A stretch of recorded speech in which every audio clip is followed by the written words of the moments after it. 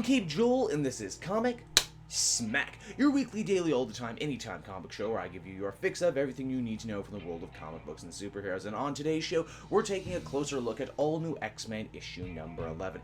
Beast and Genesis are going to have to fight their way out of the past if they want to survive.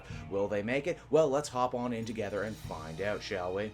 Alright then, so picking up from where the last issue left off, Evan and Sabanur are rushing out into the desert to try and save Beast from Baal and the Sand Raiders. Evan is very unhappy with this arrangement, and he will voice this throughout the issue. He really wanted Sabanur to leave all this violence behind and start a new life elsewhere. Our heroes come upon the Raiders' camp and find no ambush waiting for them, only Hank lashed to a cross. Well, I mean, technically it's more lashed to an X than a cross, but let's not split blue mutant hairs on this one, shall we? Hank is pretty damn fed up with this time travel journey and decides that he's ready to leave. Unfortunately, they all get blindsided by the Mystic, who was the only one Baal sent to retrieve his son. Our heroes are now free. Unfortunately, they can't get back to their own time if they don't get that golden mask that Doctor Strange gave Beast in a previous issue, which means unfortunately they're going to have to head right back into the Sand Raiders camp. Genesis still very much wants to save Sabanur from his evil father, but Beast, rightly so, says that's really freaking stupid and could mess with the timeline in a major way. And I mean, really,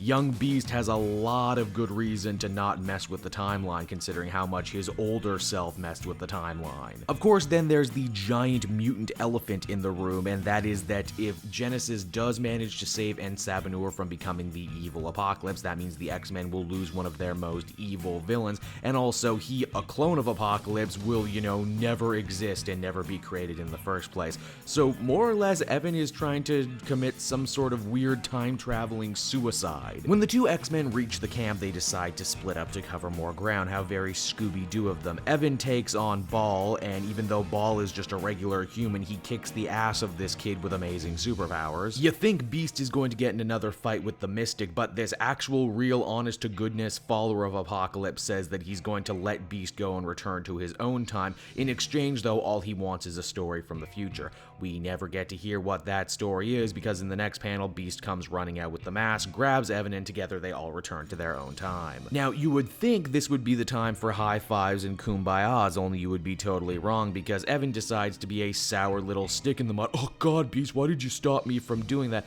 Oh, sorry, Evan, sorry I stopped you from killing yourself and ruining the time stream. Guess I'm the bad guy, aren't I, as the comic ends. All New X-Men number 11 brings to a close this Apocalypse War tie, and believe it or not, for a little bit, this story was actually the one Apocalypse War story that I was enjoying. Of course, it absolutely fell to pieces at the end because, well, it kind of had to fall to pieces at the end. What were they gonna do, save Sabanur and stop Apocalypse's evil from ever happening? No, of course they couldn't. What they could have at least done was have, Genesis save Face in the end. They don't, and I end up actually disliking him a lot now. But hey, you know what? At least it's over. At least we don't have to talk about Apocalypse War ever again. That being said, All New X-Men number 11, I give this one a 5 out of 10.